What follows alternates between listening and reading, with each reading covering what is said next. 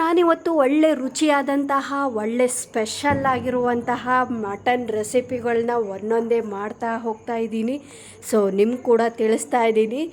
So ಏನಿಲ್ಲ, ಇವತ್ತು Sunday ಆಗಿರೋದ್ರಿಂದ ಒಳ್ಳೆ ರುಚಿಯಾಗಿರುವಂತಹ ಕೋಳಿ ಅಂದರೂ ಮಾಡೋಕ್ಕಾಗ್ತಾ ಇಲ್ಲ ಮನೆಯಲ್ಲಿ. ಸೊ ಹಾಗಾಗಿ ಮಟನ್ನೇ ಮಾಡೋಣ ಅಂತ ಡಿಸೈಡ್ ಮಾಡಿದ್ದೀವಿ. ಯಾಕಂದರೆ ಈಗ ಹಕ್ಕಿ ಜ್ವರ ಬಂದಿರೋದ್ರಿಂದ ಸೊ ಮಟನ್ನೇ ಫಿಕ್ಸ್ ಆಗಿದೆ ಸಡನ್ನಾಗಿ.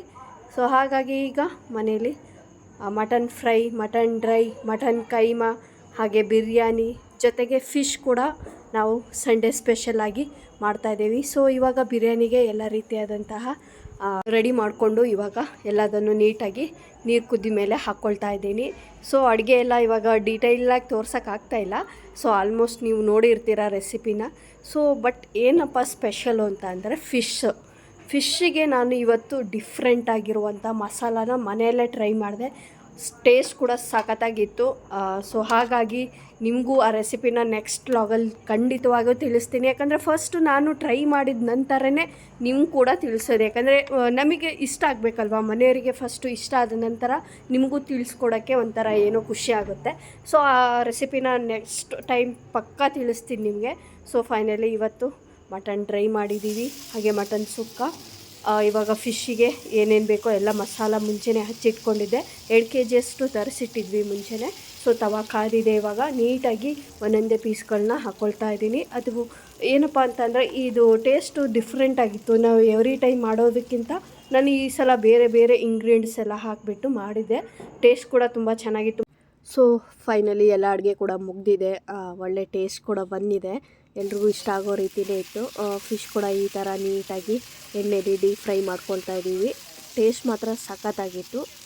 ಖಂಡಿತವಾಗಿಯೂ ನೆಕ್ಸ್ಟ್ ವ್ಲಾಗಲ್ಲಿ ನಿಮಗೆ ದಯವಿಟ್ಟು ತಿಳಿಸ್ಕೊಡ್ತೀನಿ. ಸಂಡೇ ಆಗಿರೋದ್ರಿಂದ ತುಂಬ ದಿನ ಆಗೋಯಿತು ಶಾಪಿಂಗ್ ಮಾಡಿದೆ. ಹಾಗಾಗಿ ಜುಡಿಯೋಕ್ಕೆ ಹೋಗಿ ಬಂದಿದ್ದೀವಿ ಇವಾಗ. ಸೊ ಅಲ್ಲಿ ನನಗೆ ಬೇಕಾದಂಥ ಸ್ವಲ್ಪ ಡ್ರೆಸ್ಸಸ್ಗಳು, ಹಾಗೆ ಡೈಲಿ ಯೂಸಿನ ಡ್ರೆಸ್ಸಸ್ಗಳೆಲ್ಲ ತೊಗೊಬೇಕಾಗಿತ್ತು. ನಮ್ಮ ಹನಿಮನ್ ತರಲೆ ಅಂತರೂ ಅಲ್ಲಂತರೂ ಸಿಕ್ಕಾಪಟ್ಟೆ ಅವಳಿಗೆ ಹಿಡಿಯೋಕ್ಕೆ ಆಗ್ತಾ ಇರಲಿಲ್ಲ. ಅಷ್ಟು ಎಂಜಾಯ್ ಮಾಡ್ತಾಯಿದ್ಲು. ಆ ದೊಡ್ಡ ಹಾಲಲ್ಲಿರೋದಾಗಿರ್ಬೋದು, ಆ ಬಟ್ಟೆ ಶಾಪಲ್ಲಾಗಿರ್ಬೋದು, ತುಂಬಾ ಎಂಜಾಯ್ ಮಾಡ್ತಾಯಿದ್ಲು ನನ್ನ ಮಗಳು. ಸೊ ಫೈನಲಿ ನಾನೊಂದು 2 ರಿಂದ 3 ಜೊತೆ ಡ್ರೆಸ್ ಕೂಡ ತೊಗೊಂಡಿದ್ದೀನಿ. ಟ್ರಯಲ್ ರೂಮಲ್ಲಿ ಕೂಡ ಅದನ್ನು ಟ್ರಯಲ್ ನೋಡಬೇಕು, ಸೈಜ್ ಯಾವ ಥರ ಆಗುತ್ತೆ ಅಂದ್ಬಿಟ್ಟು. ನೋಡಿ ಅಲ್ಲಿಗೆ ಹಚ್ಕೊಳ್ಳೋದು ತೆಗೆದುತ್ತಿದೆ.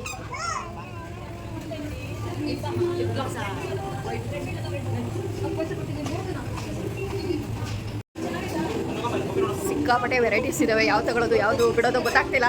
ಎಲ್ಲ ತುಂಬ ಚೆನ್ನಾಗಿದ್ದಾವೆ. ಸೂಪರ್ ಆಗಿದೆ ಕ್ವಾಲಿಟಿ ಕೂಡ.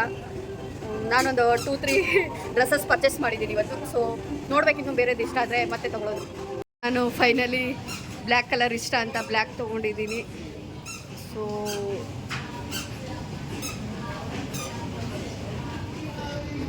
ಸೊ ಎಲ್ಲ ಡ್ರೆಸ್ಸಸ್ಗಳು ಪರ್ಚೇಸ್ ಮಾಡ್ತಾ ಇದ್ದೀವಿ ಇವಾಗ.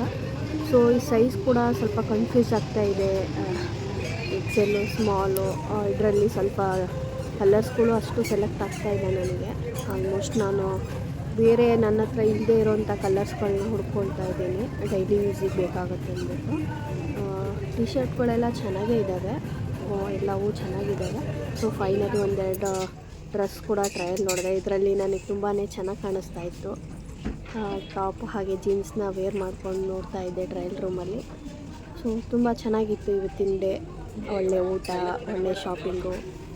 Thank you for watching this video.